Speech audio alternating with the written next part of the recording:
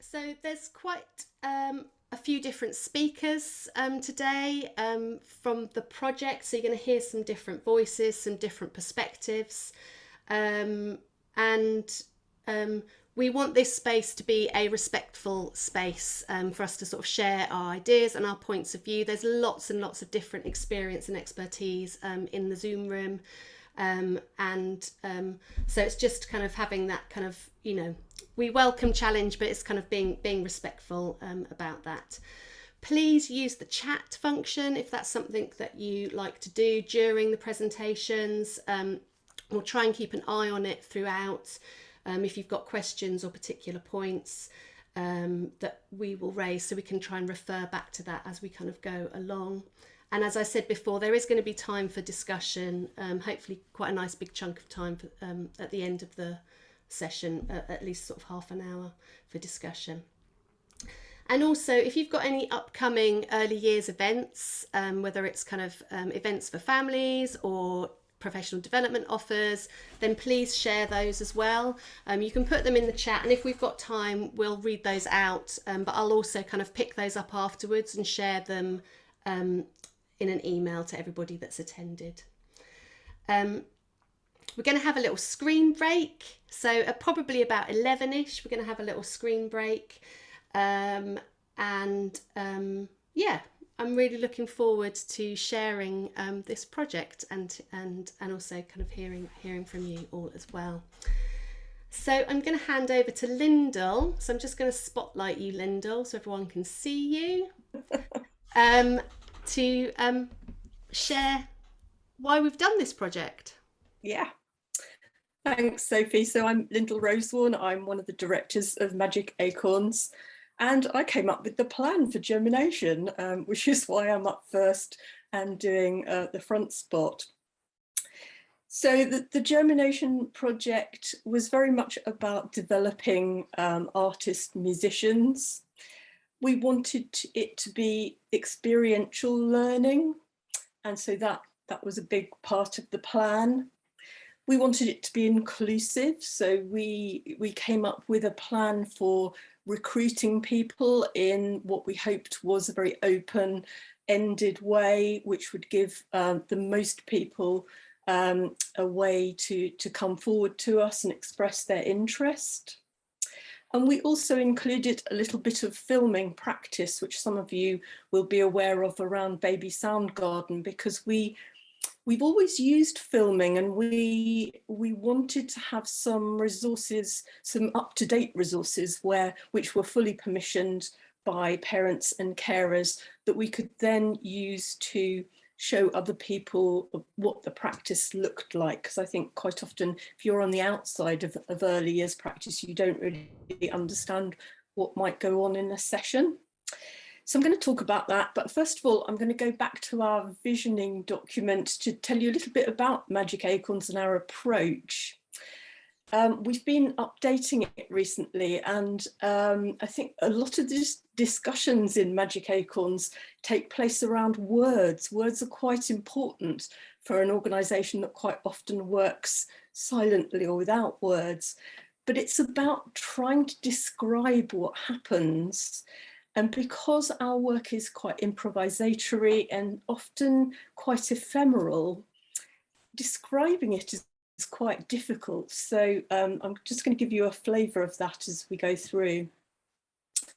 So we describe our work as that we create groundbreaking arts and music with and for babies and very young children. The team has thought deeply about the idea of being child-led, and what we've observed in children and babies is that they're intensely involved themselves in inquiry into the world in which they've been born, and that they are innately creative, musical people for whom improvisation comes naturally and vividly, and without any of the awkwardness that we adults sometimes find in doing that improvisation work. These are not just pretty words. We believe very deeply that young children are our co-creators, and that's really important to the work that we do. So we create multi-sensory spaces. We offer spaces to babies and very young children. I mean, sometimes these can be amazing, light shows and material, technology, whole body movement, everything is in there.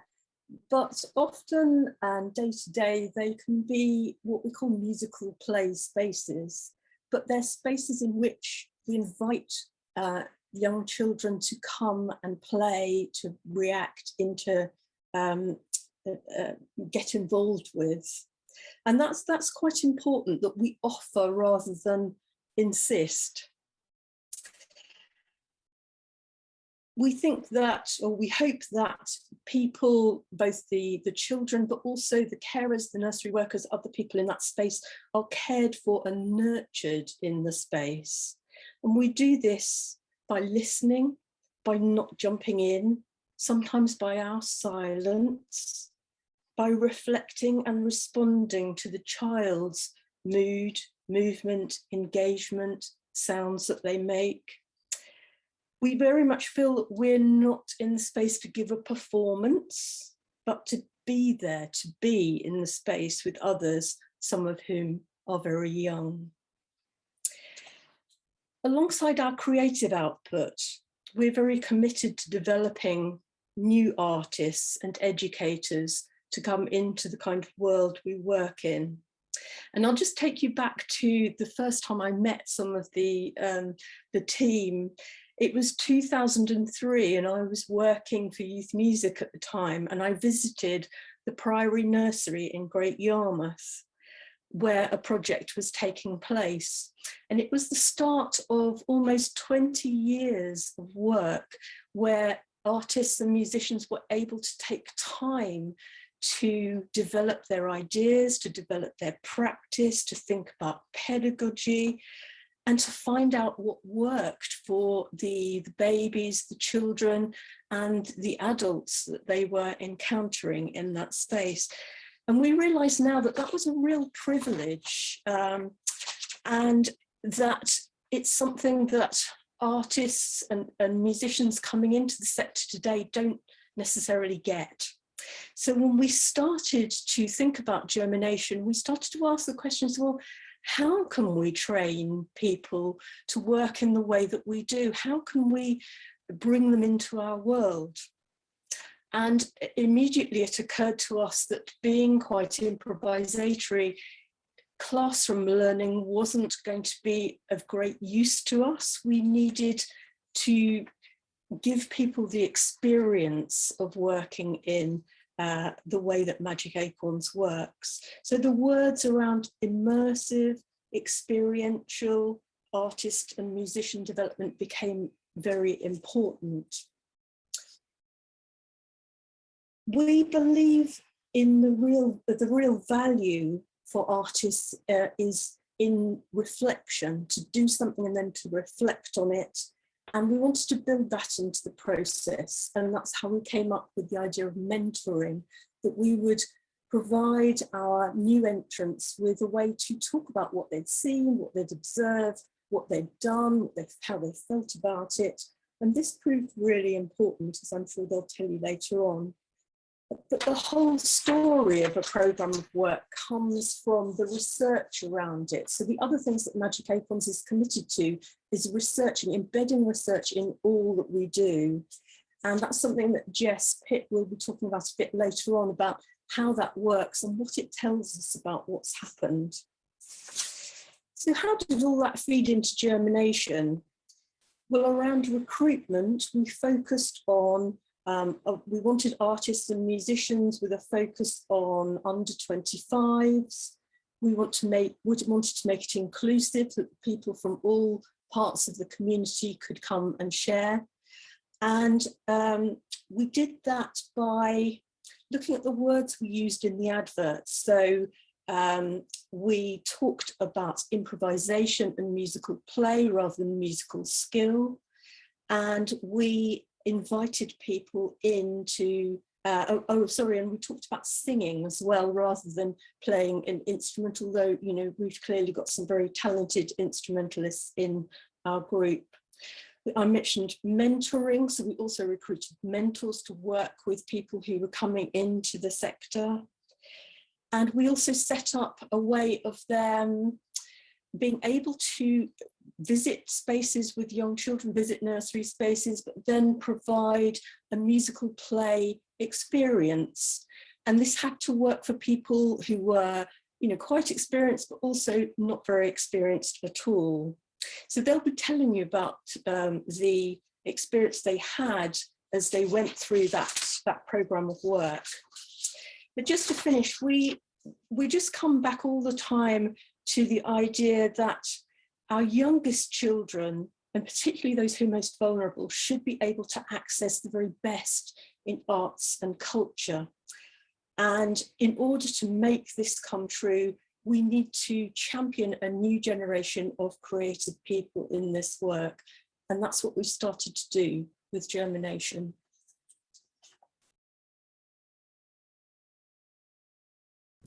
Brilliant. Thank you, Lyndall, for introducing it to us. I've kind of got the task now of trying to kind of convey, I guess, the practicalities of what actually happened over the course of the autumn term, because that's when Germination took place. So as Lyndall said, we recruited mentees, and these were really varied in terms of their background. And this was a paid professional development opportunity funded by Youth Music.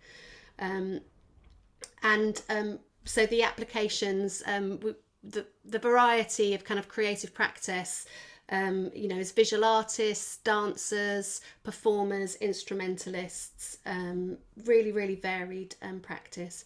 And we also recruited partner nurseries for placements to take to happen. We also offered an early years educator in those nurseries the opportunity to kind of take part in this project with us. One of the things which was, I think, notable is that we were aiming to recruit between sort of 3 and 5 nurseries to take part in this project. And because of many factors, probably the current economic situation, external pressures that nurseries are facing at the moment, and also the COVID situation, we had 2 nurseries that had the capacity to be able to participate in a project like this, where we were kind of offering artists visits and also training as part of this package to them. So the mentors were Abby Page, Mary Lovett and Charlotte Arculus, and also myself in a kind of sort of floating mentor, kind of behind the scenes mentor. Charlotte unfortunately cannot be here today because she has hurt her hand and has to go to a clinic this morning. But she shared with me some thoughts to share to the group in terms of the reason why this sort of work is so important, and why kind of training and offering professional development for community arts through doing rather than through classroom-based kind of learning is so important, and that there aren't many opportunities like this at the moment. So what did we actually do then over the Germination project? So over the autumn term, we met as a whole cohort, the 13 mentees, the mentors, and also Jess and Lyndall took part in those as well. And we came together for play days. These were whole days where we could experience and experiment with play and playfulness and musical play. And although there were only 3 of them spread out over the whole term, these were really important times and spaces to gel as a group, to reflect together, and also to be creative together and to learn from each other. That's also really important to share, is that this wasn't a one-way street of us imparting knowledge and skills and wisdom to the mentees. It was very much a collegiate atmosphere where we were learning all together through this process. After the first play day, the mentees were then organised into 3 groups and given a mentor for their group. And then these groups were also paired up with a setting, and visits were arranged to go to each setting, firstly with the mentor and then subsequently in pairs, to firstly observe children in their natural play and to observe spontaneous musical play, and then to perhaps offer some sort of provocation for musical play, which was different for every artist that took part in the project. Most of the mentees visited nurseries between sort of 3 or 4 times over the kind of latter period of that autumn term. So the early years educators who took part in the project also engaged with the artist play days, and they either kind of engaged with the artists when the artist visited the nurseries, or they explored their own inquiries into musical play with the children that they were working with, and they were also supported through the mentor groups. For a lot of the mentees, this was their first ever visit into a nursery setting, and so their first kind of time of visiting a baby room perhaps, or seeing 22-year-olds playing together. So there was huge amounts of kind of learning happening in these moments. In addition to the nursery visits, we also set up and delivered some family baby music sessions in Great Yarmouth during this period, called Baby Sound Garden, and we invited the mentees to come to these sessions, again to observe musical play with babies, with their families and carers, in a slightly different context. So those sessions offered the opportunity to kind of tune into and observe some of the subtle and varied modes of musical play in babies that might happen. And we've got a short film to share with you later about one of those episodes. We also offered a couple of online sessions around the play days. We offered a salt music session and also a song share session. The mentees were invited to keep a journal, as were the mentors, and there's been a few blog posts which I'll share a link about later. And for us at Magic Acorns, the inquiry was really looking at how we can offer meaningful professional development for emerging artists and musicians. What can that look like? And how can we learn from uncertainty, improvisation and play? And what skills do we need to be able to do this work? And for each mentee, there will have been a very, very different journey and a very, very different outcome, as we try to kind of adapt to each individual's needs. So I think Lyndall's already touched on this, that kind of exploring play and musical play, there were recurrent themes in our practice that we visited as part of the play days. So things that we've been working on as a team for many years, and we're still developing and learning about. So tuning in, noticing, being with uncertainty, complicity, not talking or minimising adult talk as a pedagogical practice, using micro songs as small fragments of musical gesture, and musical play as interaction, connection and communication. And being drawn towards this way of expressing ourselves that isn't reduced to words. So the play offered opportunities for us to experience, test, try out and play with each other without having fixed learning outcomes, both for the mentees and the mentors, and gave space to the mentees to make their own connections and have their own light bulb moments. Foregrounding these sorts of encounters of uncertainty and improvisation prepared them to go into nursery spaces where they would be encountering spontaneous musical play. And having these shared experiences in the play days encouraged a trust to sit with uncertainty and awkwardness, and to kind of have the confidence to be able to leave spaces as a visiting artist musician that we don't have to be kind of doing all the time. So I'm going to share with you now a film which Lewis Wickwar has created for us. He came and filmed 2 of our Playday sessions to give you a flavour of the types of activities and spaces that were created during those Playdays.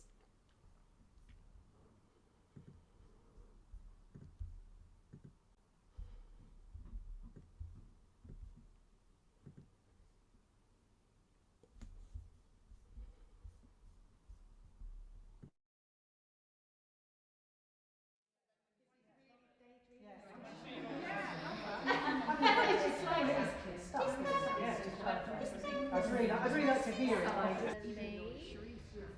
Dance Emily.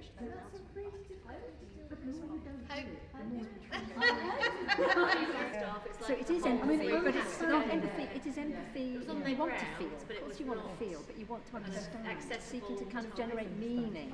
And, you know, as an adult in that situation, you instinctively just want to be like, you know, don't do that, you can't do that, you've got to be nice, telling them what to do. But also, you know, I was meant to be observing. And then gradually he started moving his legs, so I just started improvising with it. And he didn't really notice at first, but then he did. And then he was basically conducting me like this. And it was so good. And then more kids sort of trickled in. You kind of negotiate it yourself. And I love the fact that he, first of all, he wasn't aware that you were copying him, and then he noticed. But it was interesting that the breath-related one, or it stuck out to me that the breath-related instrument was the one that they got the most fun out of. And it seemed like they were a bit intimidated by the other ones because there wasn't enough of it for them to just all run through them and hit them and stuff. Not melting, scrunching, and then sewing. So I'm going to have a go at sewing as well. I bet you have. Makes it a bit softer. Yeah, I am a bit concerned about these coming undone, these circles. So it's just an interesting inquiry into sort of, it's an instrument and this and that and that. It's not just one thing. And as we get used to kind of each other's bodies, we can just try and get in time with each other.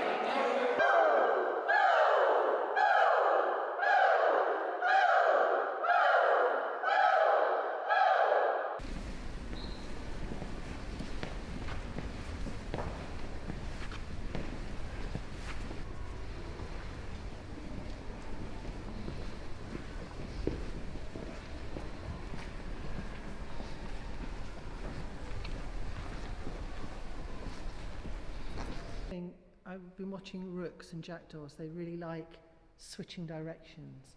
So try to go to right angles. Try to change directions a lot, going right angles with the group. Same as before.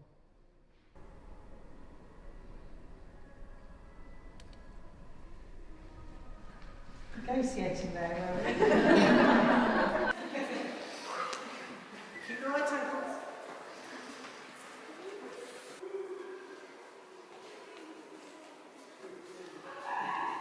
It's actually really playful, and you almost forget it, then you kind of become one anyway. You know, underarms and Mr. John Stevens' exercise is called ghosting.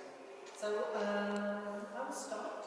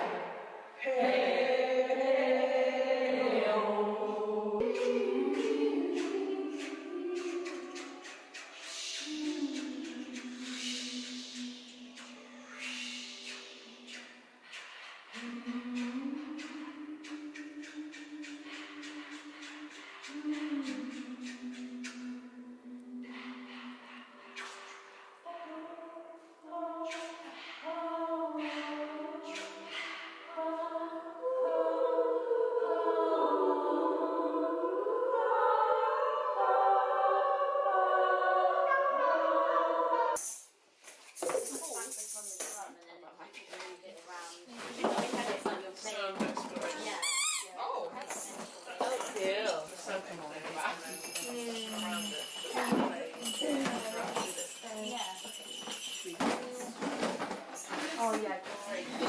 I can't say.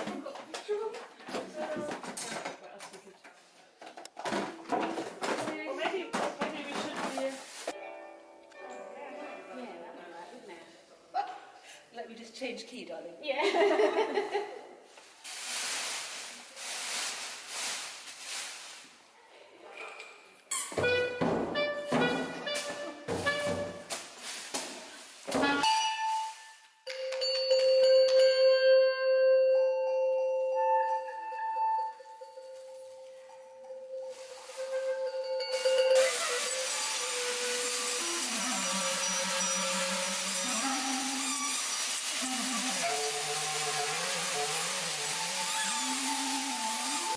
There's all kinds of things. Actually, it's a band that you invite. That's the provocation. It's come and join the band, and then Karen.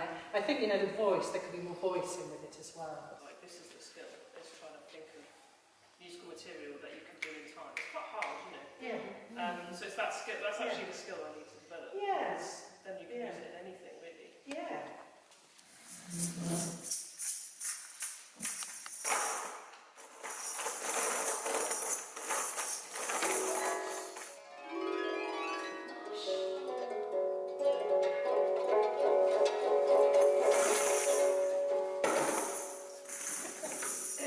And this is just a very simple, it's a very kind of low impact intervention that, you can set up just, and then, just be there for a couple of hours. It's just seeing, very gently exploring what happens with it.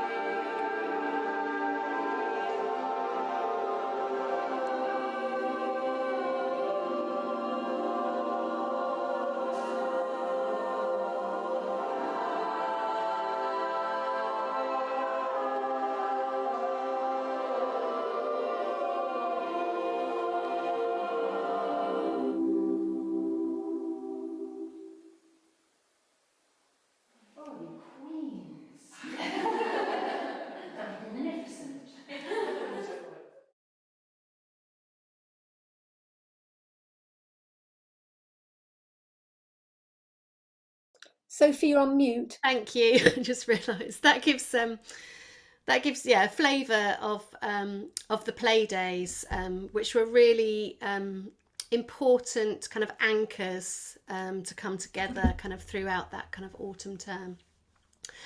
So I'm going to invite Charlie and Claire and Xenia now, who are 3 of our mentees who have very, very kindly agreed to share some of their thoughts about the project with you. So I'm just going to remove myself and I'm going to spotlight,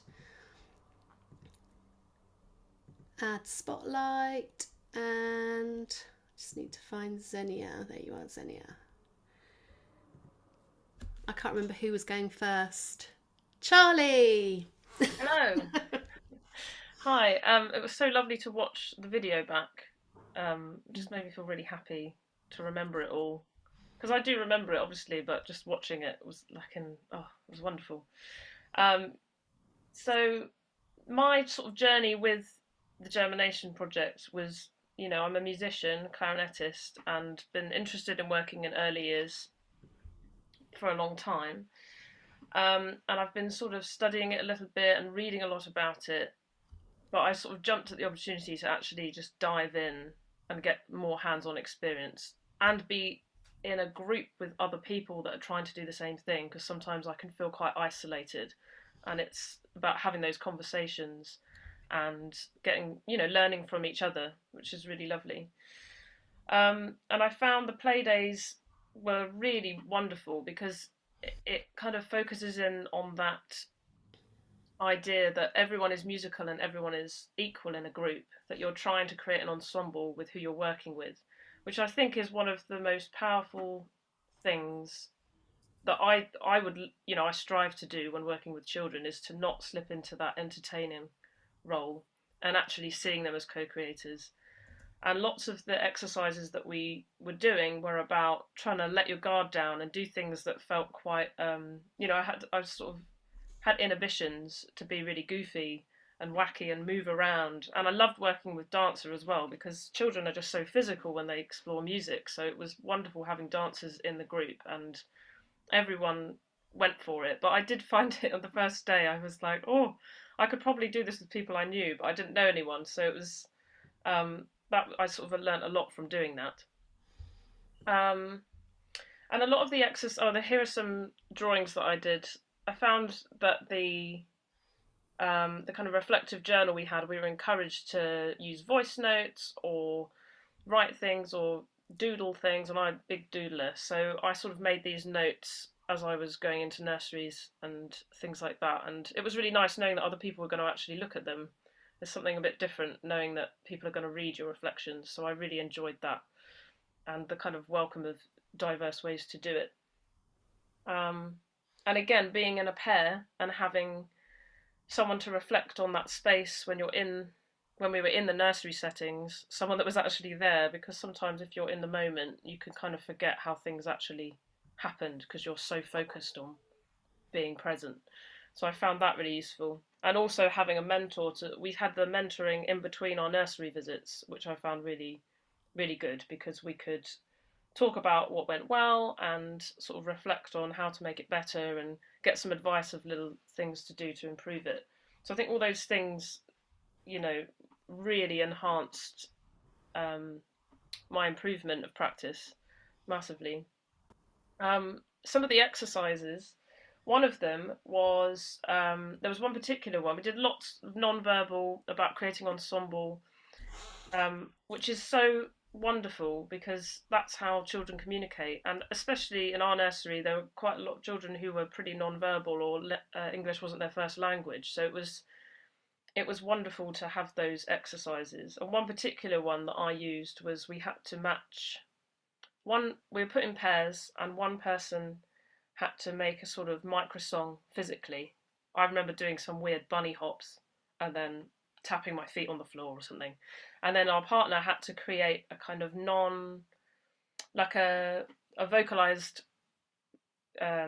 musical accompaniment to it that would extend the musical play and make it kind of connective.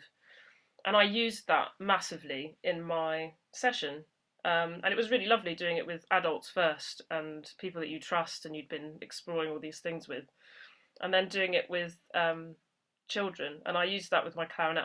I just went in and I thought, I'm just going to use my clarinet as the stimulus, and I'm just going to copy what they do and try and make a musical score with it. And it went really well. And so, you know, all of it all kind of tied in together. And what else was I going to say? Oh yes, and obviously having the access to all of the resources and seeing the magical cupboard. Saw some pictures of it on that on the video. Is just so, because you know you start off trying to get materials, but being able to actually look in that cupboard and see some of the simple things that you can have, and I found that really helpful as well to sort of think about going forward. So I feel a lot more confident as a result from everything that we did. Brilliant. Thanks, Charlie. Really, really interesting to your reflections. Xenia, are you going to share next? Yeah. I am going to share next. Thank you very much. And Charlie, what you said really feeds into what I was going to talk about, because I thought the most striking part of the project for me was spending lengths of time with very, very, very young children and babies in a way that I've never done so before. And I thought I'd just share a couple of moments from the project when we'd been on we'd had the play days, we'd had our sessions all together, we'd had our initial visits to the setting. And it came to the day when two of us were due to do something in the setting. And I was ridiculously scared the night before, to the point that I thought, I don't know what I'm doing. And that feeling of uncertainty and the messiness of that was then surrounded by the exuberant warmth and love and playfulness of all those experiences that we've seen in the session so far. So that sense of being part of a larger group, being part of a journey together, being part of exploration and not knowing, and all of that meant that when I actually came to the setting the next morning, I'd managed to put a lot of fear into a little box somewhere else. And I was just thinking, okay, I'm just going to see what happens. And that ridiculous maelstrom of anxiety and self-doubt and all the stuff that you do as an artist or musician, it's so easy to actually just take a practical step away from it and put yourself in the moment. So in the moment, I went into the baby room with my lovely partner, Lauren, that day. And we had just thought that we will be in the space. And as we've talked about before, being in that space in the present moment is something that is very hard to do if you're used to being a performer, you're creating something entertaining. You've got to put all of that aside and just see who's there, feel the dynamic, and very gently open up a space where something very gently begins to emerge. So you saw in the film the harp with the ribbons, and I just sat on the floor a little bit away from the babies and took the harp out, and Lauren was over she had a big drum and silver paper and various different instruments. So Sophie, if you want to just play a little clip, we're just going to hear a little clip of the audio where we just started. So maybe shut your eyes, and I invite you to close your eyes and just listen to the space.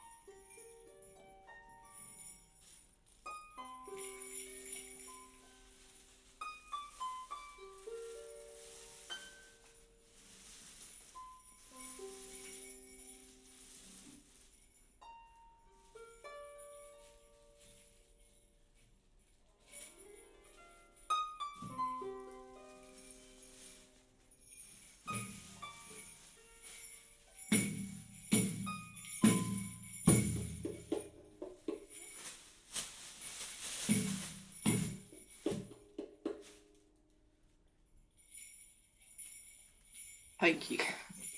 So I'll try and describe what was in the room. That there was the harp and me, little tiny harp. There was a baby sitting about maybe a metre away from me on its own, just sort of looking into space, maybe about a year old. And there are a couple of babies being held by people working in the nursery. And there were another couple of babies sort of lying and gurgling, but they're not gurgling. And one of the things we noticed was about actually lack of vocal sound. So after a while of being in the space, sort of exploring the textures and the sounds and echoing sounds that we could hear, the sort of physical sounds of babies' feet. You seem to have gone on mute. Yeah, taking the ideas of movement and embodiment, we were very much using those, and then gradually started using voice. And I think that idea of the voice as an instant connection is something that really struck home in that first session with the babies. That as soon as a voice was in the space, there was an immediate alertness, an immediate change of energy, an immediate change of focus. So I'm aware that I've been talking for far too long, so I will stop there. But that's the learning that happened just in 45 minutes was quite extraordinary, and I'm really, really grateful to have been part of the project. Quite apart from the rest of it, which was marvellous. Thank you. Thanks, Xenia. It's really hard, isn't it, to try and share something in a few minutes. Yes. It's so expansive. Claire, I'm going to share screen and share your.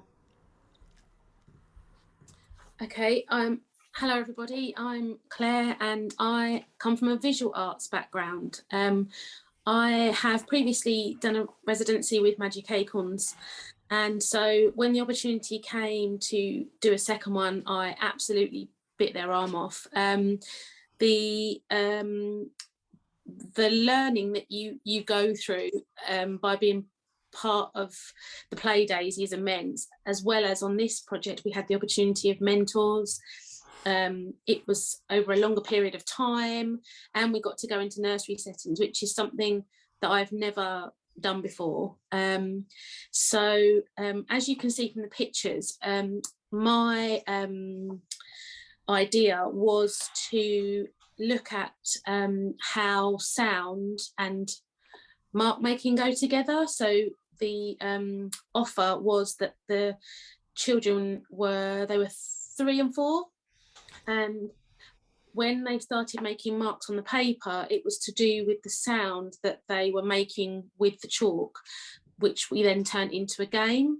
So you can see on the screen there's we did it in 2 sessions, and the first session didn't really work, and I think there's something to be said here about this fear of failure, is that I was kind of really disappointed that it didn't work the first time. But the benefit of having a partner in the nursery setting was that we were able to then to kind of go away, and I was able to get her perspective on why we felt it hadn't worked. And basically the underlying reason was that we had taken it outside and the children weren't able to hear the marks that they were making because of all the sounds that were going on around them outside. So when we moved it indoors, the session was just brilliant, and the children were so engaged that there was one little boy that I'm thinking of in particular. He became so excited by the game that he ended up using his whole body to make these marks, and you can see it on this picture here, these really big lines. He was practically throwing himself across the table to make these big marks, and the sound that made. And yeah, so I think there's something to be said in the fact that when things don't work, sometimes that's actually a good thing, because it allows you then to go away and then when it did work, it really did work. But yeah, I mean, the opportunity to have paid professional development, I think the overriding thing for me that came through from the whole journey was the importance of play and allowing space to play. And I think that's the title of my blog, actually, which Sophie's just put in the chat.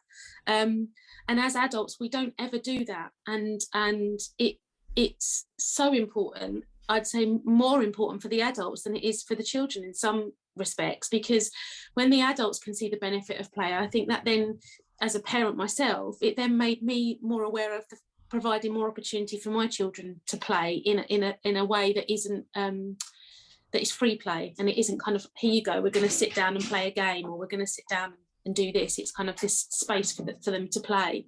So yeah, oh sorry, my dog's just come to join in. I think I'll leave it there. Oh, brilliant. Thank you all three of you for sharing. I'm just going to remove your spotlights because otherwise you'll stay big on everyone's screens, which is always slightly there we go, here we go. So we're going to have a break in a minute, but before we have a break, I'm going to share another short piece of film, which is from the Baby Sound Garden session. So we get an opportunity to see the babies and children interacting.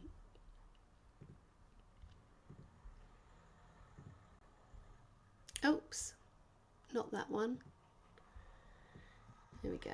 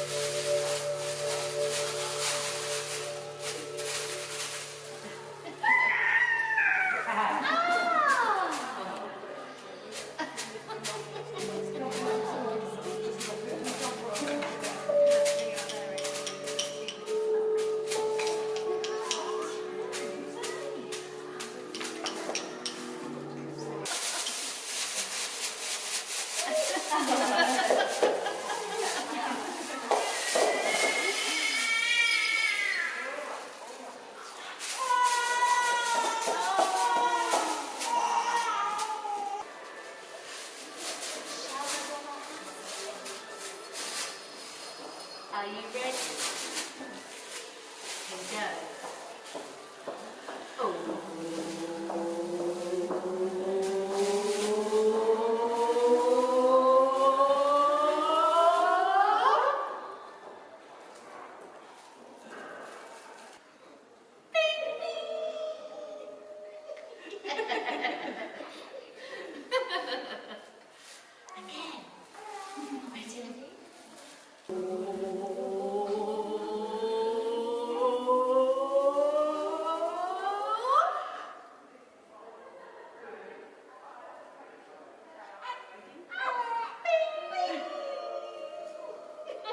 Clap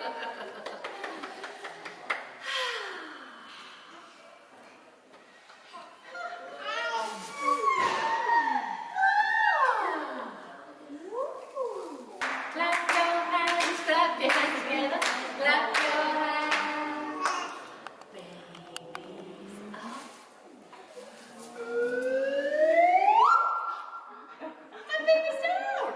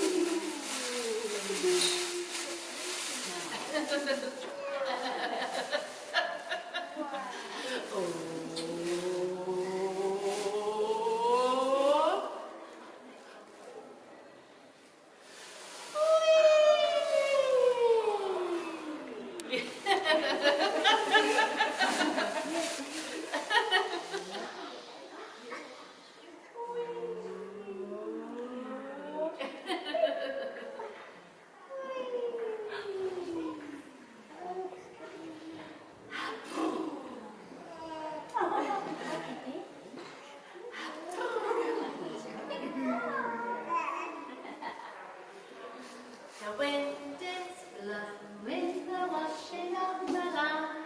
The wind is blowing, the washing of the land. Up, up, up, up, up, up, up,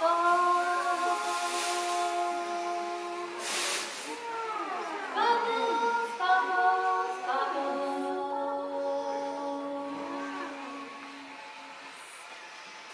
Up, up, up, up, up, up, bubbles. Bubbles, bubbles, bubbles. Little ripples rippling on the sand. Little ripples rippling on the sand. Here they come. Big waves.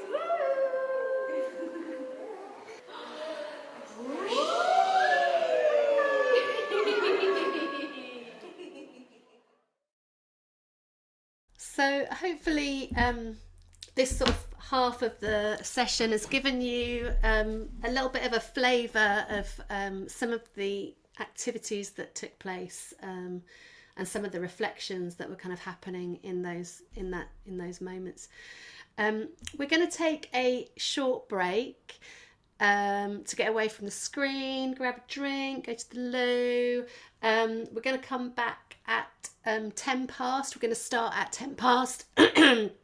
And while you're having your break, can you please find, because you'll need them, 2 pens or maybe 2 pencils or a wooden spoon, because it, as a musical instrument rather than something to write with, so something that you're happy to tap.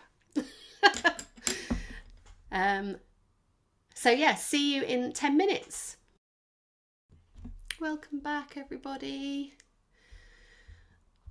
I'm going to see if I can find Abby. Abby, shall I spotlight you? I've done it. Mary, do you want to be up there as well, or are you kind of doing 2 separate activities? Or are you we're doing 2 separate. Okay, I'll do you one after the other. Yeah. All right. Yeah, I think people are just sort of coming back. It's not quite. All right. Well, let me know when you think we're ready. Yeah, just give everybody another little minute just to arrive. Got the tea. Oh, somebody's in the waiting room.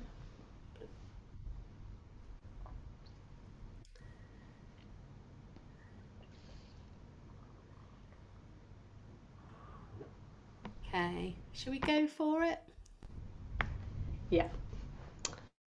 Okay, so hopefully everybody's here and able to listen, even if you've got your cameras off. So my name's Abby Page, and I'm part of the Magic Acorns team, one of the mentors on this project, and as well as being musical practitioner, I'm also a dance artist, and the two very much come together. And actually Charlotte Arculus, who wasn't able to be here today, often says that actually kids don't make sound without making movement, and often the movement comes first. It's like the first language. So it's quite nice actually for me to be able to integrate the two into my working practice too. My perspective as a mentor on this project that lasted for 3 months was that it was really joyful actually to hang around with the mentees and to watch their development throughout those 3 months, as we had play day on every month from September. I think we started in September, maybe we started in October. Anyway, we had 3 play days, and in between those they were going into the nurseries, and they came in with all their energy on the first day, which was really joyful. It wasn't a case of kind of trying to push them to play. They were ready to play, but I think, as some of the mentees have already mentioned, it's quite an awkward, nervous feeling that we can have as adults. We're not always used to playing, and so while there was all that energy there, that you could notice the nervousness, and that changed. You could see the energy changing over the months as they went in and put that into practice with the kids and came back and reflected on what they've been doing, and it was lovely to have those reflection discussions. And for me as a mentor, what was also lovely is to kind of reflect how, although we're used to kind of treating children as individuals and tuning into their individuality, we also needed to do that with the mentees, because they brought all their fabulousness to this project, and all their different interests, like Claire with her art, and I can't think of all the fabulousness that they brought, but there were so many things that were coming in that brought their own flavour of play, which was exciting. So then the challenge as a mentor is to get out of the way, and we can give you devices to play, and then we need to get out of your way and let you be, and go along this very personal journey, because I think play is very personal.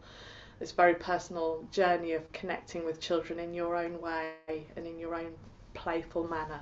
So been a lovely journey with these mentees and as a mentor, and just seeing what they've been getting up to, and that's fed back into my practice, because they do all sorts of exciting things. So that's been lovely, lovely for all of us, I think. So I thought, just in these last few minutes of my time, we'd have a little play together. I'm actually gonna, I think it might be, oh no, keep me on pen, and then we're going to put you into gallery view. Yeah, okay. So one of the things that we did a lot of was flocking, what I call flocking, other people might call complicité, but there's a very simple device that we did that it's just a stop and go game, which is we were moving around the space. I'm going to ask you to turn your hands into birds, so you can fly, you can swoop, or flap, or whatever you want to do.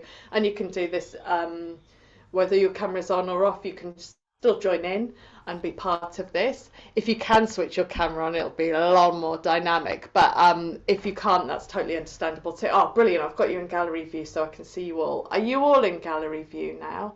I'm gonna remove the spotlight and then change to gallery view, but people Brilliant. might need to do that on their own devices as well, because it might remember speaker view. So if you go up to the top right hand corner on view, you should be able to find gallery view, so we can see all of us. Brilliant. So we're gonna make our hands swoop. I'm not gonna put any music on. We're just gonna have a little fly around, and when you see somebody stop, you're going to stop too. The idea is we're going to try and do this as a group. It's very hard not to have a leader, but that's what we're going to attempt to do. So if you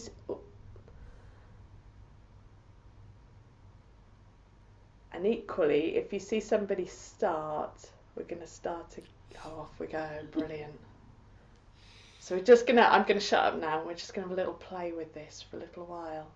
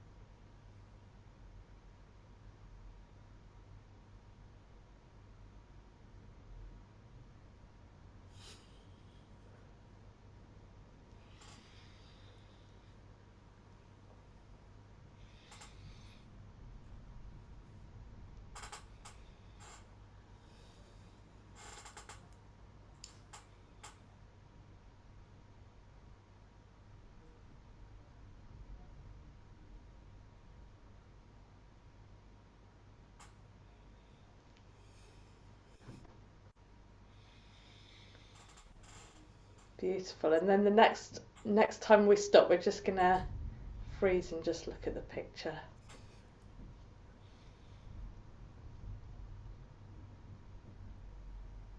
And just while we're here, just have a look at everybody. It's quite nice how everybody's slightly different. They've got their own thing. I expect your arms are aching a little bit. Mine, definitely. Well done. That was actually pretty good. I wasn't expecting that to work so well on Zoom, but it really, really did. Brilliant. Oh, I guess it's a bit late to put them in breakout rooms now, isn't it, Sophie? Because we didn't really set that up. So we'll do something else. Otherwise, Sophie's going to be doing this for the next 10 minutes. I wasn't sure how many people we would have on video. So the next thing we're going to do is going to have a little play with natural gestures and actually just tuning into who you can see in the room and copying. So I expect as you people watch, there's all sorts of natural gestures that happen, and you can pick these up. If you want to manufacture any, if we all end up kind of frozen, because that often happens because everybody's a bit scared to move, then you can have a little scratch, or you can have a yawn, or you can fold your arms. But we're just going to play with just watching each other, and when you see somebody doing something interesting that you want to copy, you can copy too. So it's just about tuning into everybody.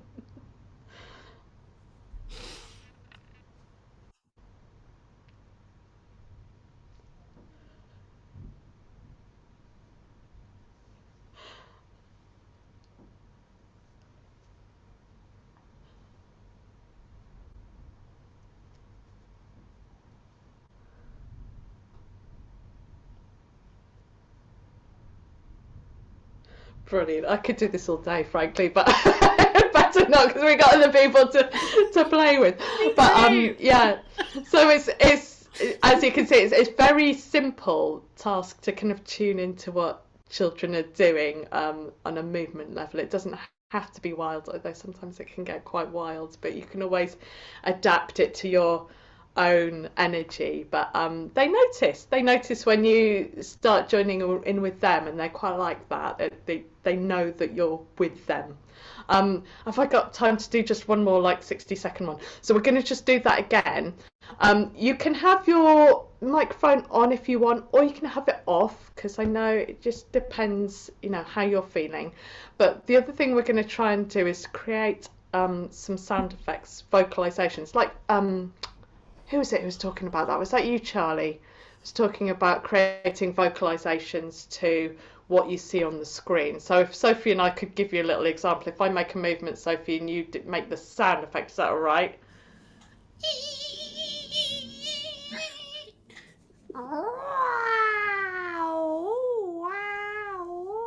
There you go. It's a little example. Sophie's particularly good at this, so My specialist subject. It is. So if you can switch on your microphone, if you feel comfortable to do that, and do it. If not, then that's fine. Okay. Let's. But we're just going to copy each other's suggestions. Whatever. Yeah. Okay.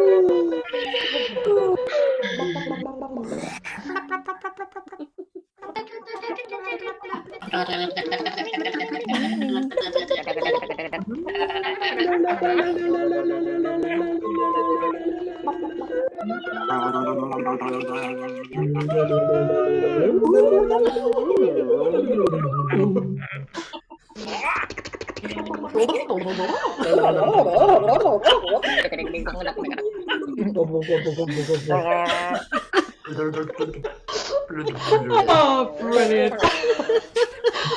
All right, I better let's all get on. Thank you so much.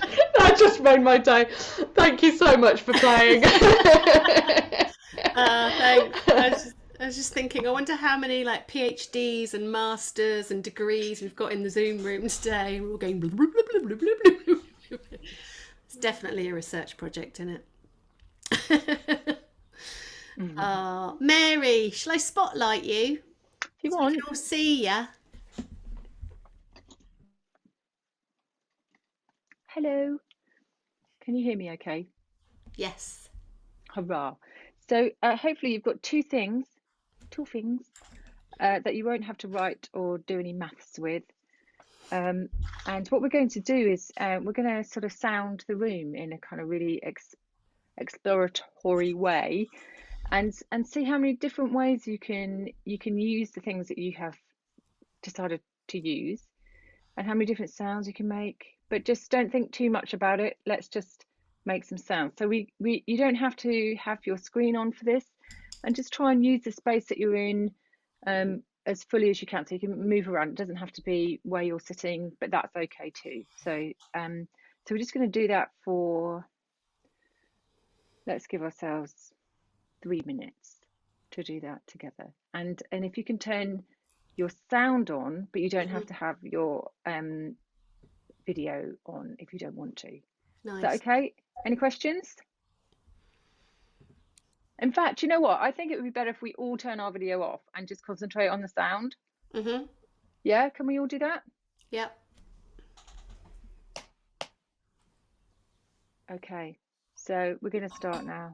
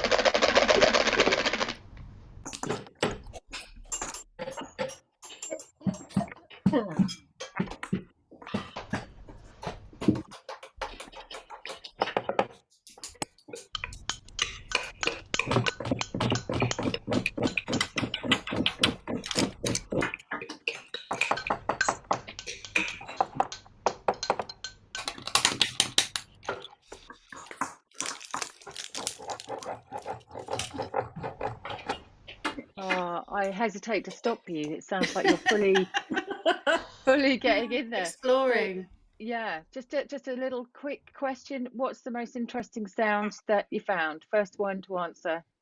Free for all. Keyboards. Keyboards. Well, the computer keyboards. What? Yeah. Was that you, Phoebe? I had a ruler, twanging and then dragging it along the desk. That was fun.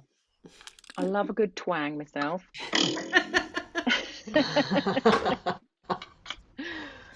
So this was something that that we explored in the play day, and one of my observations of the way that we all started to play, myself included, was that after the initial kind of, once you get into it, we only had 3 minutes there, but we did this for a significantly longer time on the day, and I just noticed how, to start off with, we were all moving around like adults in the space, and as we got more deeply involved in our play, then we were getting down on the floor, we were moving around, and I looked around the room and everybody was kind of moving like children and exploring in a much more kind of multi-sensory way, and it sort of took me back to a memory of childhood that I had, of just being in my parents' bedroom and just walking around their bed and feeling the texture of their bedspread, and it's a really, really, really vivid memory, and I would never have thought about that had I not been in that space and being in a sort of childlike exploratory place. And it just, even though I know this intellectually, this is how children experience the world, it was a real way of kind of embodying it, and so was such a useful thing to do for everybody. And the second thing that I wanted to do is to, I don't know if you notice on the film the sound in the stairwell, and I'd like to just do a little bit of vocalization with everybody today. So again, if we turn our cameras off, and this time we're going to use our voices, and just make any sound. There's no right or wrong way to do it. And so should we be unmuted, Mary, so we can hear everybody? So yeah. If you unmute your mics and turn off your video, that will help in some of the latency. And we're just going to see what comes out, see what happens. So is everybody okay? Video's off? Yeah. Okay.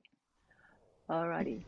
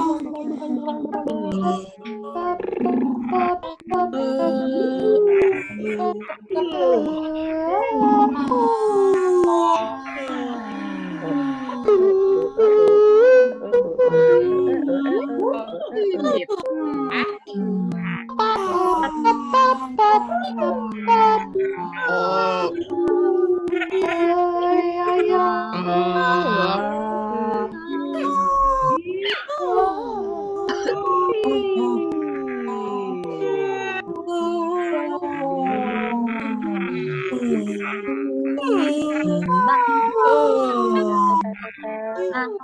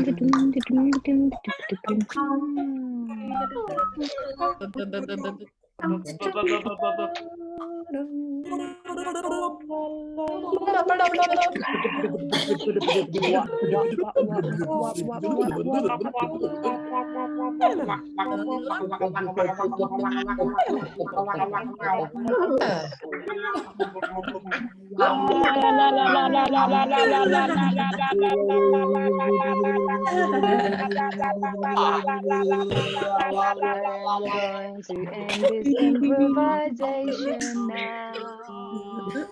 In about 2 seconds. I said, wee, wee, oh, thanks everybody.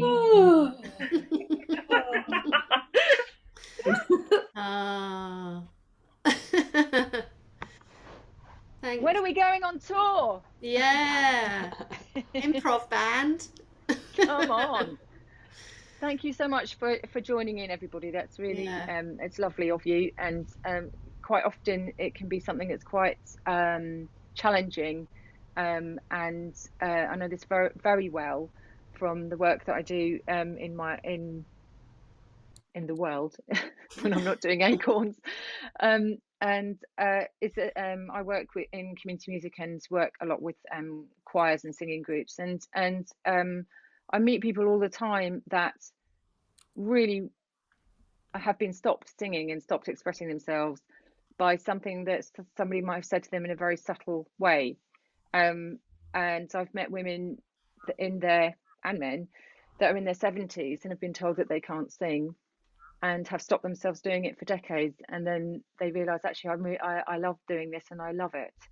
And it's a very powerful thing to say to somebody, and a lot of children have been told that, or to either mouth in the choir, don't to lip sync if they're singing out of tune, and it's a I personally think that should be something that's banned from any teacher training, that you should not offer anyone to ever say that, because it's shutting people down. And in the same way that sometimes we feel that we can't draw, or we can't dance, or we can't sing, but we didn't feel like that when we were children. We did all of those things completely naturally. So yeah, so thank you for doing that. Brilliant. Thank you, Mary. I just found on one of the blogs, so it's actually Charlie's blog, that I just wanted to share quickly, which was the kind of this sounding the space activity. And in the blog, Charlie's written, I found myself throwing a large pink button across the bare floors of the ex-department store that's Primark, which is the space that we used, down reverberant staircases, and quietly tapping pipes and chairs in a pure state of listening and exploration. This moment alone was transformational. So this kind of exploring our space with sound and with play was really, really key. So we're going to share some more mentor reflections, and then because it's nice to have that kind of broad sort of sharing from the mentors. There's a short film, and then I'm going to invite Jess to share some of her thoughts.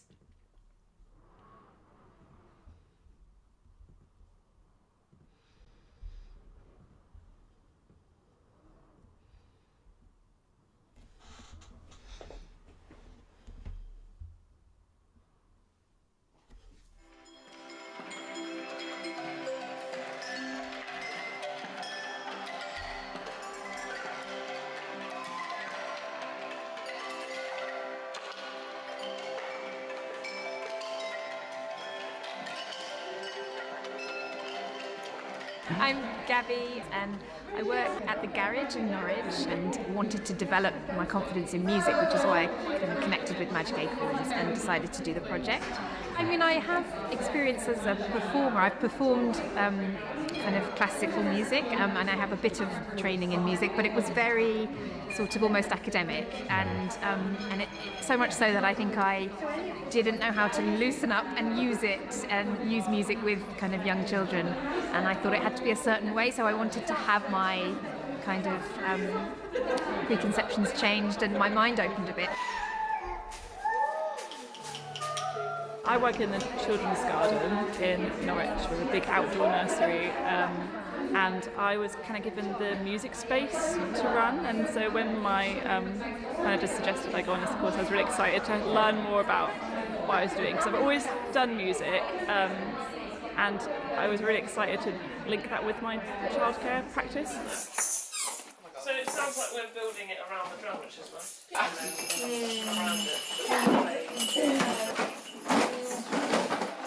So I've worked a couple of times in a couple of schools, but it's mainly focused on children with special needs. So I have some experience going in and leading music and drama sessions with them, but it is quite a different practice, so it was nice to go in and try some stuff with early years. Yeah, we've been doing lots of different playful, creative things. So we've done lots of kind of singing together and working together as a group to, I guess, tune into like the collectiveness of being creative and in a space together, which has been really interesting. I think a lot of it has been really outside of my comfort zone, but it's helped me, I think, build confidence and be comfortable in like the awkwardness, in the uncertainty. So it's just, remembering to breathe and that I don't have to immediately take action, that it's okay to just observe and be in that. Because amazing things come from that.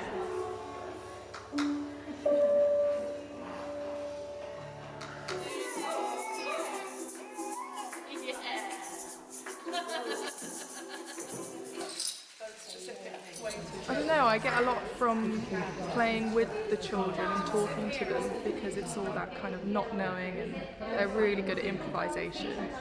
So I feel like it's quite a selfish thing what I'm doing, because I'm getting a lot out of it. But then the way that we play together as well, it just, I don't know, it's like practice, so that I feel more energised to do it when I'm on my own as well. On our first play day we did sound massages, where we got little objects and like kind of like ASMR next to the other's ears, and I've done a little bit of that with the children, just exploring the sounds of different objects around the garden and things. That really helped, because I didn't really think of that, like I wouldn't have picked up stones and thrown them on the floor and listened to the noise before, but so it was good to explore noises that way.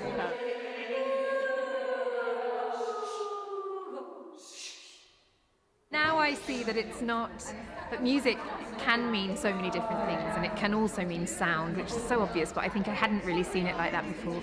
And it can mean being playful and exploring how to make sound and how to hear and listen to sound as well. So I think I've definitely got a new perspective on music and how I might use it in my practice. I think I've kind of gone in and realised how like valuable creativity is for them, and to have the kind of chance to play with music and with sound. I'd never really thought about, play being with sound before. I guess it was about, for me, a kind of more atypical version of play.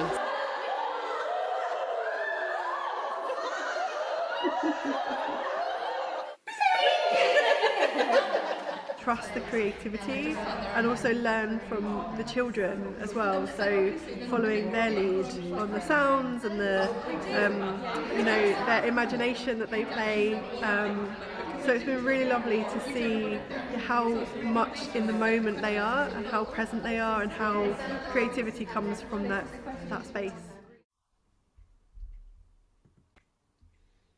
Oh, just really, really nice to have you kind of get a flavour of the sense of different experiences that each of those kind of mentees have sort of had in that space and offered to us in that space as well.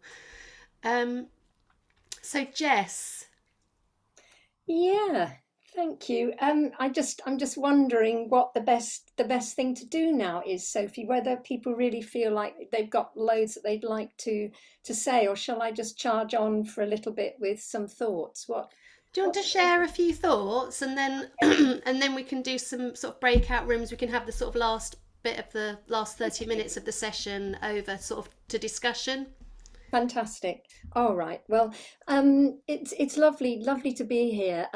My name's Jess Pitt, and I'm also a co-director of Magic Acorns. And this has just been such, I'm sure you're beginning to see what an incredibly rich project this is. And although the project, the sort of active part of the project itself has finished, from a research point of view, it's really just beginning to kind of unpick and get into the layers of all the massive amounts of data that we actually have collected. So it's all quite work in progress at the moment. Let me just get to this screen share. So I'm going to whiz through some of these because I'm sure there are lots of things that people are desperate to be talking with others about. So that's why I'm calling it germinating research, because really we're at the very beginnings of unpacking and learning from all of these really rich and, quite as Lyndall was saying, quite hard to pin down ideas of what works. So, I was going to start with just a little bit of the history of Magic Acorns, which I know has been spoken about. So just in short order, we have been in one location for over 20 years, as Lyndall was saying, in various guises. And that sort of, if you put people and place together, you get politics, you get important things about place. And I think one of the things to say is that part of our work is about being located. This is why I chose a tree. The roots go down deep, and things can then branch off from that rootedness. Even though we do things in the national platform and internationally, this work is grounded and has been critically in one location. And I think that kind of flies in the face of a lot of these kind of educational policies that have absolutely no rootedness. And we're kind of, in a sense, speaking against that we care about the place, we care about the people we work with, we care about Great Yarmouth, and everything really is situated within this critical pedagogy of place. So that's one sort of important aspect, I think, of what underpins the work that's been going on there for over 20 years. The other thing is the thing that several people have spoken about, this ethics of care, caring for the place that we work in, caring for the children that we work with that may not have voices yet to speak for themselves, so that affects the pedagogical approach that we will adopt, but also caring about how the artists are worked with in a project. This project funded everybody, the mentees and the mentors, to be part of the project because we value everyone's contribution. Similarly, we've got Sophie, who holds and contains everything that happens. A lot of arts projects don't necessarily have all these different components that shows care in its broadest sense. It's about a listening. It's about an attunement. And so there's Nell Noddings, who's written a lot about an ethics of care, and that work is really worth looking at. And Belfiore has recently written about caring for artists in projects. When you're working in with perhaps vulnerable families or in perhaps challenging circumstances, who is caring for us? And we need to be thinking about how we provide care for everyone that's working in an artistic capacity in these contexts. So those were the things I think that I wanted to say, really, that there's the history, and then there's the projects that have led slowly to the resonances and the findings and the listenings from each project informs what seems to be the next step. So it's like the tree, in a sense, growing, and each time something happens, it's like the ring in the tree is in the trunk is put there. So the next thing to think about is play. It's a very slippery word. It's very slippery to define. If you look it up for definitions, there are, well, it's both a verb and a noun, and it can mean, if you look up the definition, to move lightly and quickly. It can be to busy oneself, to frolic, to make sport of, to joke, jest, perform music, to rejoice, to be glad, to take care of, to cultivate. Then we have words such as to play up, play down, play into the hands of, come into play. It's used in so many different ways. And what do we mean when we're talking about adult play? We're working towards defining what this authentic experience looks like. So that's part of what I'm hoping we're going to get at a little bit. There isn't much literature out there on adult play. So to kind of get into this phenomenon, I look more broadly, and it turns out that all mammals play, and indeed all animals seem to play. They've even had studies of the way snakes kind of play together. So play is something really deep within us. And it's obviously serving doesn't seem to serve a functional purpose, but it must be serving some kind of deep purpose for us. And I was really grateful to attend the Fröbel lecture last year, where a Finnish professor now working in Australia shared this beautiful diagram, which I scribbled down. So thanks to him. You know, play is multiple, it's varied, it's myriad, and we use play. We can often in musical activities, people say, oh, it's a playful activity. We need to unpick, what do we really mean when we say it's a playful activity? Sometimes it's actually quite at the structured end, and it's often quite devised by adult thinking. So, you know, it can fit here. Like games fit very well within the structured part of play. But actually where we're located, I think, for what we're thinking about is right at the other end. We're in the free, the risky. We're in that area of exploring what kind of play we're trying to define here. So if we then, I thought, well, let's look at the characteristics of effective learning, which is something that settings work with. And although I think it's been revised in the recent iteration, the 2017 one has got all these lovely elements, which many of you are probably really familiar with. But there's the notion of being engaged, there's the notion of being motivated and thinking. And all these different aspects, I think, were covered in our play days. We were finding out and exploring. We were playing with what we know. We were being willing to have a go. There was the environment for that. There was the chance to be involved and concentrating. There was the chance to keep trying. There was time and space to do that. And there was the opportunity to think critically, come up with your own sort of connections between things. So in a sense, these characteristics of effective learning perhaps are things to bear in mind when we're thinking about open-ended, playful experiences. So these were our research questions. I know they may slightly alter, I'm not sure, but it was, how does authentic play as a mentoring model for artists and early years educators affect our understanding about young children? And why is authentic adult play essential in the training for expressive arts practice with young children? And what are the features of authentic adult play?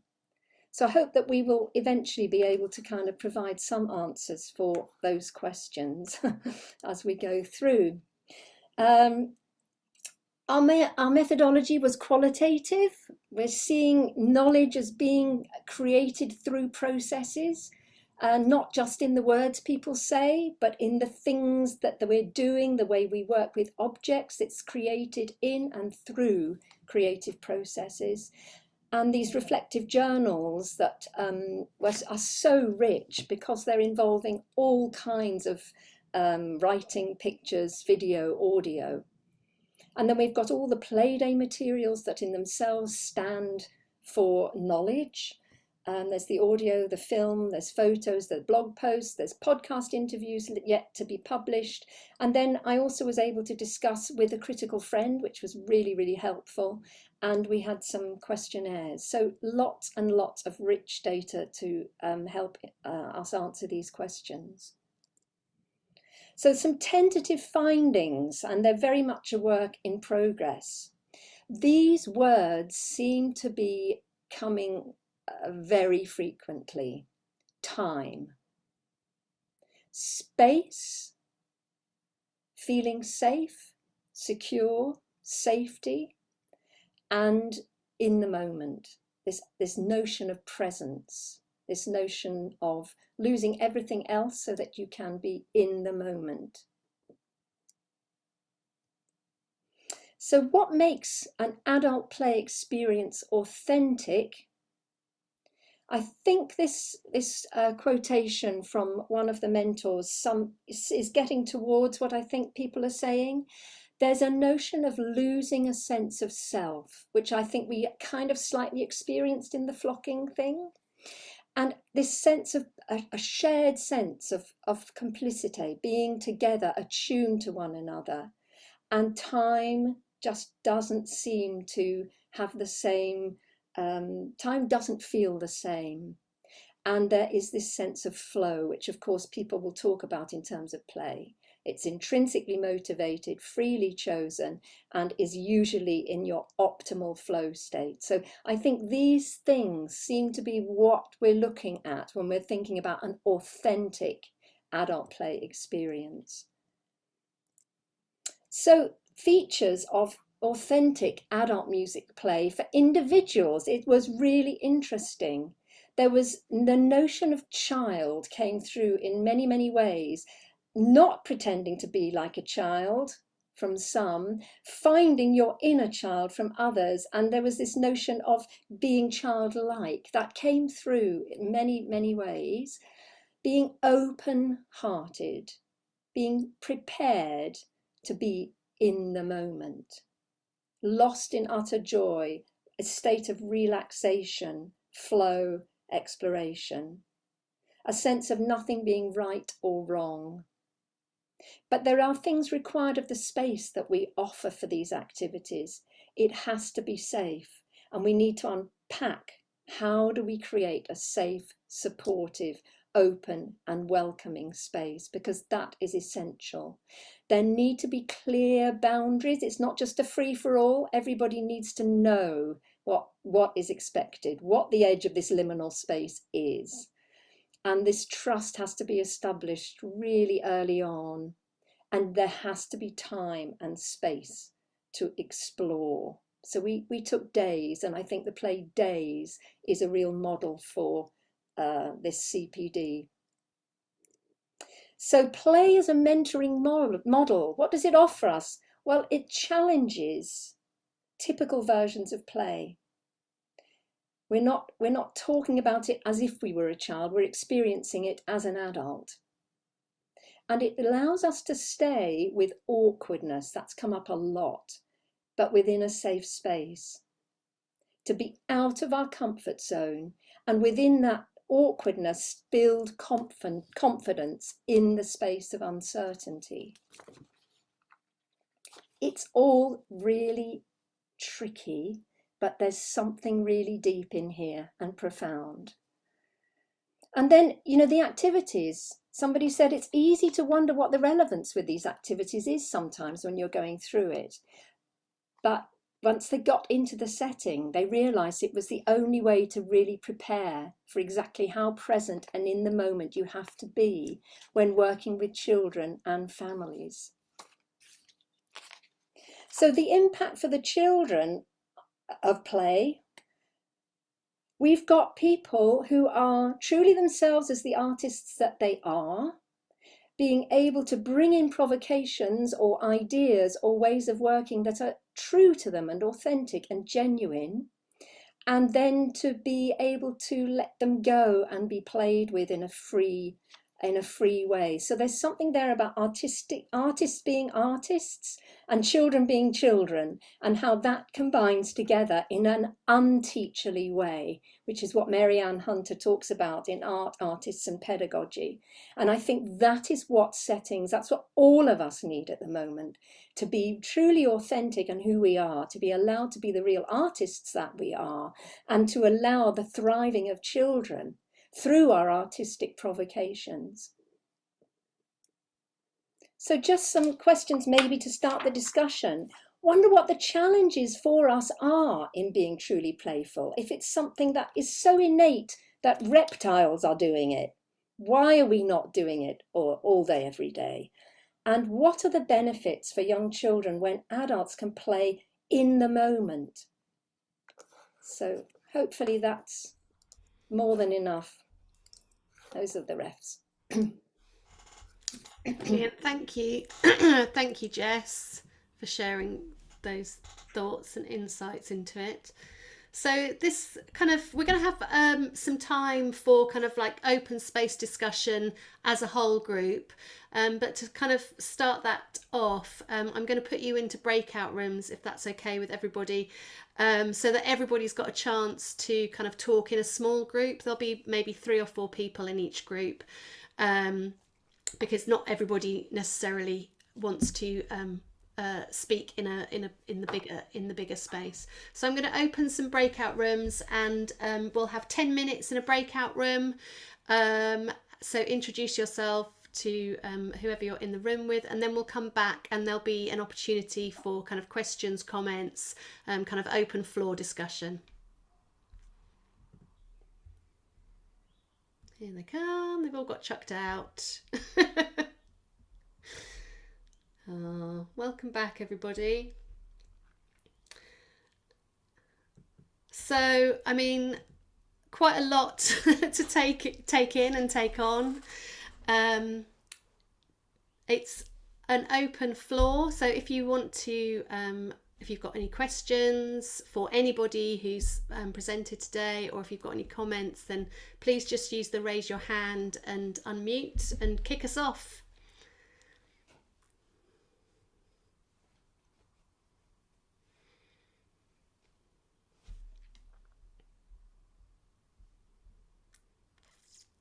Eliza. Hello. We were just talking about that balance between the expectations of that's my the expectations of where you are. So let's say we go into a nursery setting and we're working with early years practitioners, and you're bringing in ideas of how to work with music. I always have that stress in the back of my head. I want to give them material that they can use. And so we were talking about that balance, that you have the expectations, and if you go in and play for the whole time, what will people say?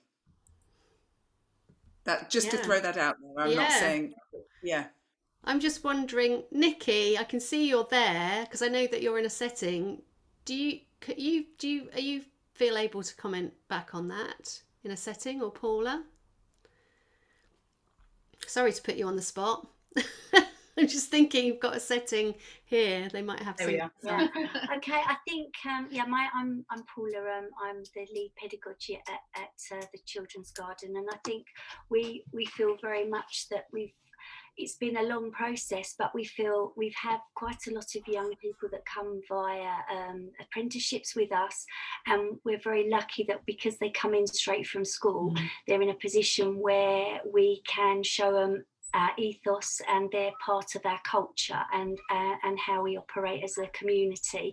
And I think having Sophie come and spend time with us, practitioners that maybe have not been very confident around being able to be reflective, to sit back, to actually look and listen, and our whole ethos is around child-led experiences for the children, that they learn from, I think, our modelling. And I think that we have reflection time for the practitioners and children every day, so they can discuss how things are working and working together. And Nikki and I always, we're learning all the time. The thought of having reflective journals for the team is something we want to bring on board, but it's very much modelling, and our core experienced team model to the new practitioners coming in, and we spend a lot of time mentoring them so they understand what we do and why we do it. And playing with them. And we play a lot, and that's one of the things Jess was talking about that I think we need and want to develop, is about the adults playing and being childlike but not childish. And I think that's really important, that we encourage and promote the practitioners really having fun and having a good time. And, you know, we appreciate it can be quite challenging in the wet and being outside. But if we communicate and we have practitioners such as Sophie and our sort of a core team, then I think it promotes the new people coming in that maybe have been in a very structured conservative nursery that don't understand, but we get them to sit back and watch us for a while to see what we do. I think that's, you know, that point about it, you know, it might, your nursery's got a particular culture, hasn't it? So not all nurseries are going to have that same culture. Gwynnie's just put in the chat, I'm in a setting, and it definitely depends on the setting and how productive the staff and children are expected to be. There doesn't have to be a point or learning objective to play. That's why it can lead anywhere. So I think it's about doing that work with the setting, maybe, you know, kind of in advance, around expectations and around what they're expecting from you. But also, you know, maybe offering some songs or more traditional kind of music offers as well, which we also did in this project with our song share. So I think it's so individualized, isn't it? Because every setting's going to be different. And then every individual within that setting as well. Yes, it's got different comfort zones. Yeah. Yeah, very much so. Thank you, Eliza. Stephanie.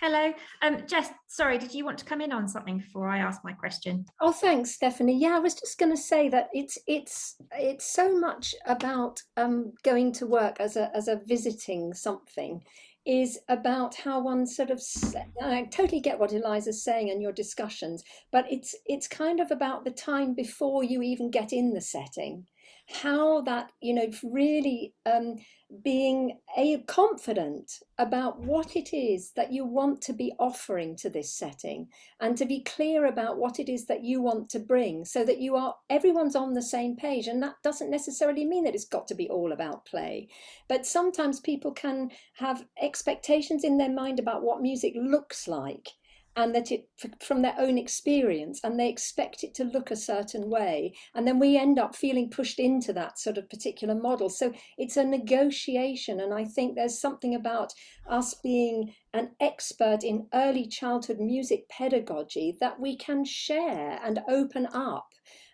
for settings. Sort of it's about the negotiation of how that's going to look on the ground, I think, that can happen before things start. I don't know if that's helpful or not, but sorry, Stephanie. Thanks, Jess. Stephanie. Yeah, that is really helpful. We talked about the expectations in our little breakout group of musicians as they go into settings as well. So it's interesting to hear Eliza's question. I just wondered if you could talk a little bit about the role of parents and carers in those family sessions. Because it's sort of struck me that their role is really key as well as part of the sort of playful exchange, and I was sort of reflecting on how for parents of children that age, quite often going to those sorts of groups is more about or can be as much about their experience as it is about the children's experience. You know, it's sort of a lifeline really if you find a really lovely group to go to with your baby. So I wondered if you could talk about that a little bit. Yeah, I'm happy to talk about that. I've had the joy of running the baby sound garden sessions, and I think that, you know, parents as participants in that space is very much kind of where they are and how we view them. So it's that kind of almost like a sort of flattened hierarchy. in the space. So there's the babies or the toddlers, there's maybe the musicians or the artists, and there's the parents, and we're all kind of in this shared space. And so it is very much about kind of, I mean, a parent or carer isn't going to bring their baby or young child to a group if they're not having a good time as well, and they're not made to feel welcome, and they're not made to feel safe, and they're not kind of given time and space. So I think it's kind of, you know, all the things that we've sort of talked about in relation to working with children, but also working with the mentees that we've been working with. We would probably use those same kind of, have that same ethos in terms of the way that we're working with families in those settings as well. Does anyone else want to add anything to kind of working with parents? Charlie?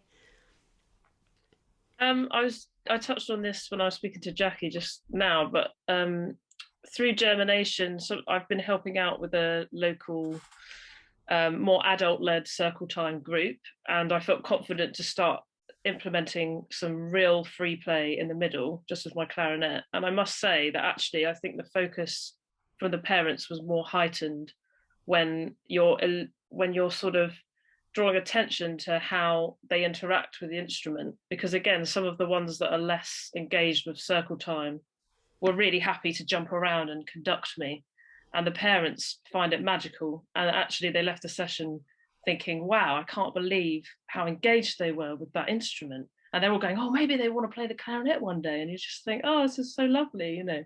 So I just thought I'd share that as an experience. Nice, lovely, yeah. That makes me think about the Salt Music project as well, and about how the feedback from the research report that Jess wrote was that parents, you know, felt that their children were really celebrated within that space. So, for example, if a child, you know, doesn't maybe behave in a way that, you know, a circle time might expect, but because we're kind of including, it's a very inclusive kind of approach, we're able to kind of celebrate all that the children kind of offer in that space as well, however they are in that space. So I think it's a really lovely, for me, it's just like the best place to be.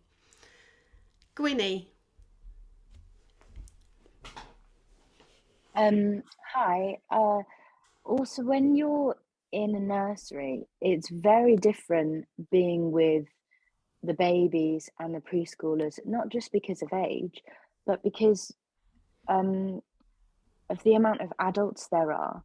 If you're in a preschool, the children who are 3 and above, there's 1 adult per 8 children. And if you're in a nursery who are just in an area where there's less early years educators, you'll find there's more apprentices perhaps. And I think the worry is if you let children have this free play, if there's 16 children and there's 2 members of staff, or even if there's, you know, at a push 17 or 18 children and only 2 members of staff, and 1 might be an apprentice, the worry is that you're going to have children completely taking over.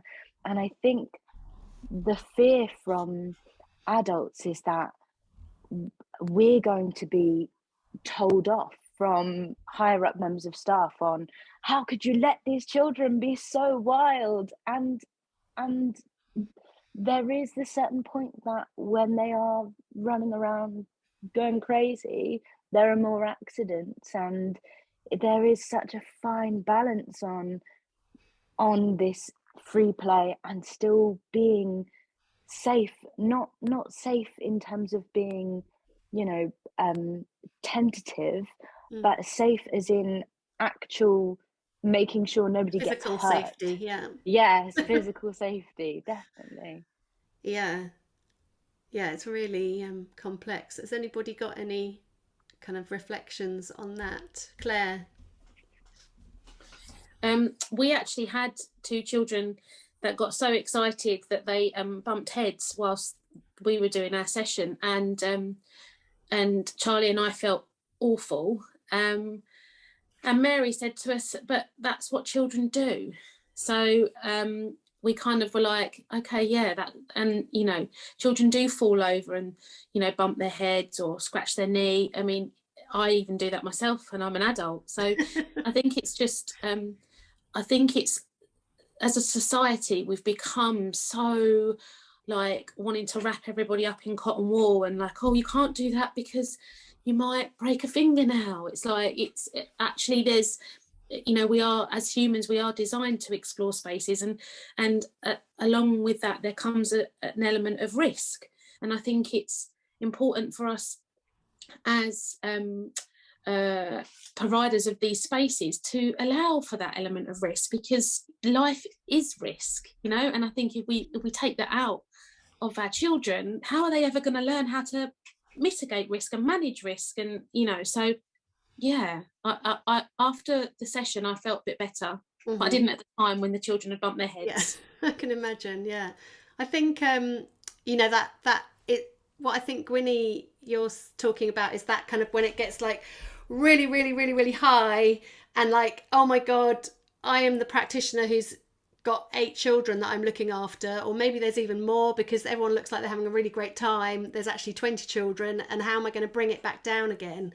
And it's those kind of strategies, isn't it, as a practitioner or as a community artist, of like, how do we hold that space is kind of maybe what we would sort of talk about. And I think just from my own personal experience, I think I use volume and taking up space and then being really, really small. So those, all of those kind of stop-go strategies, those kind of making those things into a game, I guess, is the strategies that I would try and use. And sometimes it works and sometimes it doesn't. Xenia.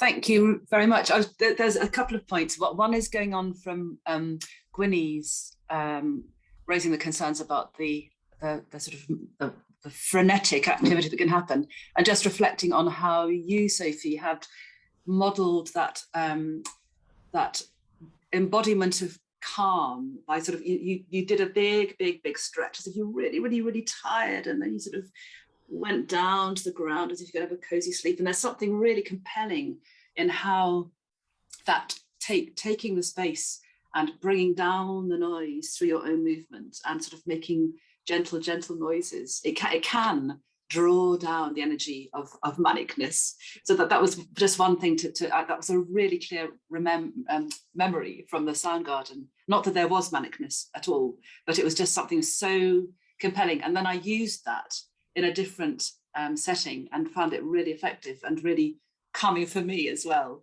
And the second thing was going back to this idea of how we support parents and carers, and remembering in the baby sound garden, there was a very new mum. Her baby was only 8 weeks old, and she was really concerned that because her baby was asleep, that somehow she wasn't participating.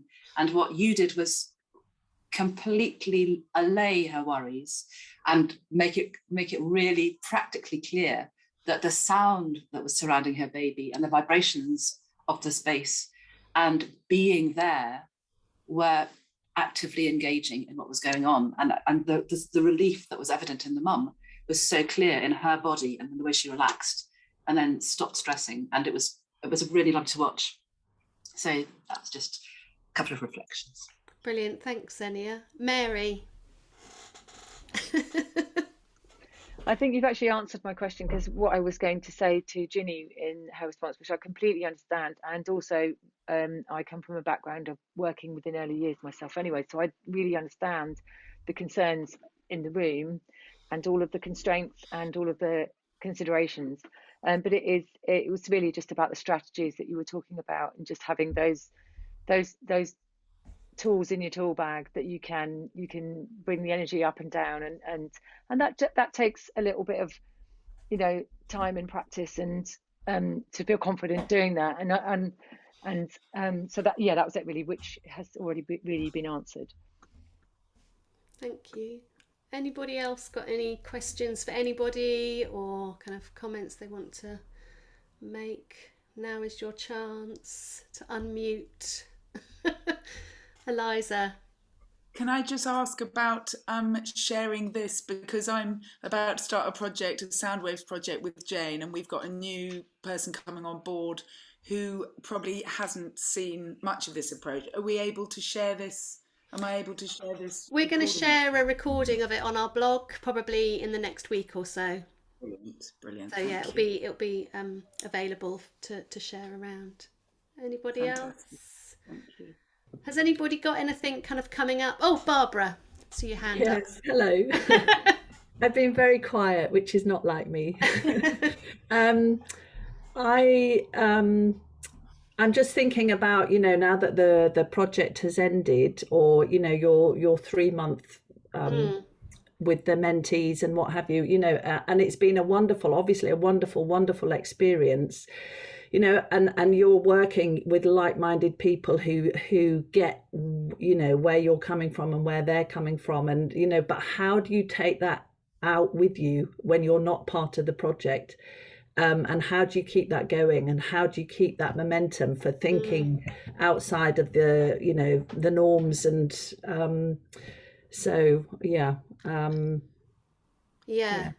which sort of leads me on, if I can, to so Merrick England, which some of you may be aware of, ran a series of seminars last year, and we're going to try and do the same thing this year, and we do have one in mind for the 17th of March, which is looking at building communities of practice. So how we go about creating those safe spaces for us all to come and talk to. So there will be some information coming out shortly about that. Yeah, I mean, I think in terms of sort of that branching out, we don't really know what's going to happen with everybody. Charlie, Sophie, you're working on a project soon, aren't you? So all the mentees are going to have different pathways that they're going to go on, but I think the relationship with us, we're going to try to maintain that relationship. So I don't know, Sophie, do you want to share what project you're getting involved with? Yes, next week I'm starting the Little Beats project with Suffolk Art Library, Suffolk Art Link with Suffolk Libraries as well. And for me, I come from quite a classical background, and working with Magic Acorns was an amazing way of learning how to incorporate sound into working with little children. And now for this new project, I'm going to be the one mentoring the library staff. It's a total shift in directing for me, and I'm quite nervous, but also really excited. I feel everything I learned from Magic Acorns I can now work on sharing and transferring to other people, even though I don't feel like I'm far enough in my journey to be qualified to do that, but I have. From all my experiences, I think, okay, yes, I can do this, and I know what I think works and what works for children, and everything that I've learned the last few months I'm hoping to tie in and share with Suffolk Art Link. So it's really, really exciting, but also quite nerve-wracking. It's a good challenge for sure. Yeah, and I think from lots of the mentees, there's various different sort of pathways. I mean, one of the things that we hope to be able to offer is that we have ongoing kind of regular work to offer those kind of sort of music support worker roles, so that they can continue working alongside a more experienced other, to be able to kind of really kind of bed in their kind of skills and knowledge and kind of make it their own, because obviously it is, a term is a short amount of time. Obviously that's reliant on funding. I'm aware that it's actually time to finish the session, and I feel like we could carry on talking, but I just want to sort of thank you all for kind of coming and participating in this session, and I also want to thank Youth Music, who funded this project, and also Festival Bridge, who fund these network sessions. I've got a couple of links to share with you. So I've got I will share all of the links that have been in the chat. I'll share them in an email afterwards. But there's a feedback form, which you'll all be thrilled to hear about. It's very, very short. We have got an Acorn Network Facebook group as well. So it's a private group. So kind of for artists, musicians, creative practitioners, early years educators, those that work in cultural organisations who've taken part in one of these sessions to kind of join and carry on the conversation and also share kind of opportunities in between. So I'm going to share that as well.